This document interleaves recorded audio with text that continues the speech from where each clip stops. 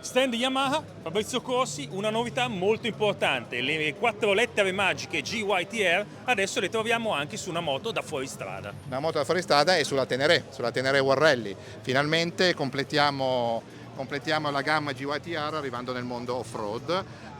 Come vedete qui è praticamente la replica della moto con cui Paul Tarrés e Botturi correranno all'Africa Eco Race. Abbiamo pensato di dividere in 3 kit.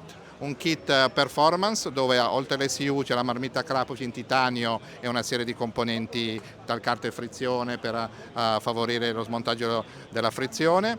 Una parte performance dove si vede la Kayaba da 48 con ammortizzatori di sterzo, manubrio, piantana per roadbook, tutte le serie. E poi una parte War Rally che chiamiamo con i serbatoi in nylon con la visiera a benzina e 2 serbatori laterali.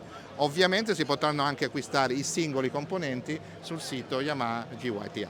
Insomma, come accade già per le moto stradali, le vostre sportive, viene riportato questo progetto, questa possibilità anche alla moto fuoristrada, davvero una bella cosa. Poi, vabbè, io sono appassionato e sai che io sono venuto sempre a provare le versioni stradali. A questo punto qui devo mollare il colpo, qui deve venire per forza perfetti.